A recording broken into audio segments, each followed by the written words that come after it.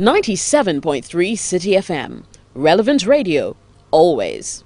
Mr. Chairman, with the relatively small amount of resources available to the MPP in 8 years of government under the leadership of President Kufuor, we had just 20 billion Ghana cedis from taxes and loans. Notwithstanding this relatively small amount of resources, Ghana's economy was transformed from a low-income HIPIC economy to a middle-income economy during that period. And it is always important that we tell our story. We in the MPP always are not willing to tell our story to the people. In the 8 years of the MPP with limited resources, we established the National Youth Employment Program to provide opportunities for the jobs for the youth. The school feeding program to provide food to basic pupils in schools.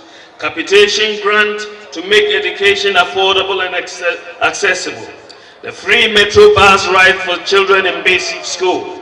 National Health Insurance Scheme to provide accessible health care to the population. The free maternal care for all pregnant women under the NHIS. The introduction of a Metro Mass transport service for urban areas to provide subsidized transport for commuters. Introduction of the Livelihood Empowerment Against Poverty program, the LEAP program, under which welfare grants are paid to the extreme poor. We saw massive infrastructure development, roads, schools, hospital, and water.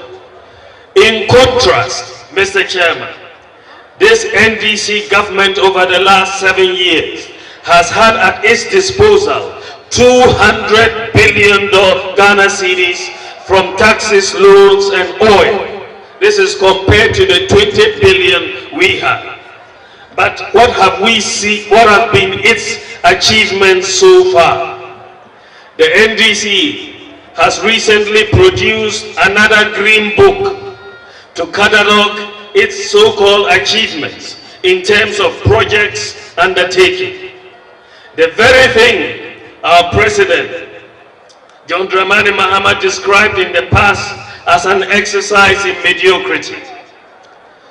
What is interesting is that after 7 years in power, and after having over 200 billion Ghana cedis at its disposal, many of the NDC projects in this catalogue are still either on the drawing board or are artistic impressions.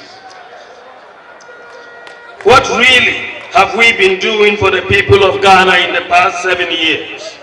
Mr. Chairman, I would like to make 2 comments on the NDC projects that they are touting. First of all, many of these projects are overpriced as a result of the apparent result to sole sourcing as the primary method of procurement by this government. Many of these projects are riddled with corruption. You've seen the car power deal. You've seen the Ameri power deal.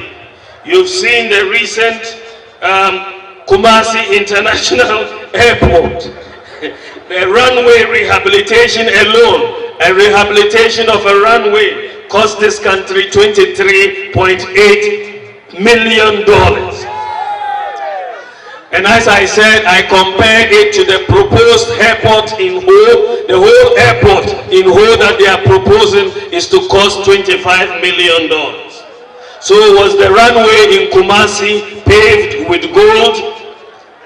We've also seen the rebranding of Metro Mass Transit buses for 3.6 million Ghana cedis. I will not talk about SADA, JIDA, Wayo, the National Service, Rockshell, and all of that. Mr. Chairman, a failure to obtain value for money for projects imposes costs on the country and the private sector. Businesses and individuals are ultimately charged the cost of corruption and failure to obtain value for money through higher utility tariffs, hikes in taxes, and other rates. It results in higher prices and higher interest payments.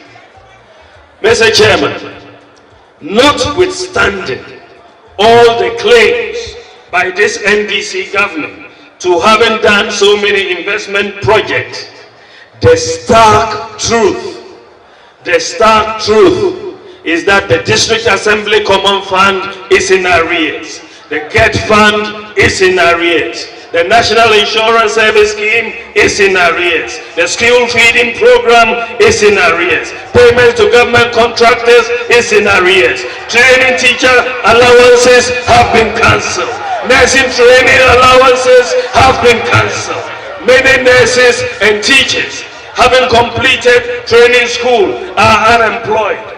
Graduate unemployment is massive and on the rise. Interest rates are high and rising. The cumulative depreciation of the city under this government in the last 7 years is 70%. Doomsaw has been going on for 4 years. Economic growth is on the decline. Agricultural growth is stagnant at 0.04%. And food crop growth is on the decline, it's negative. And cocoa farmers are suffering with the collapse of the mass cocoa spraying program and the fertilizer subsidy program. So how can a government with this record of failure attempt to claim that by undertaking projects that every government does represents a major achievement?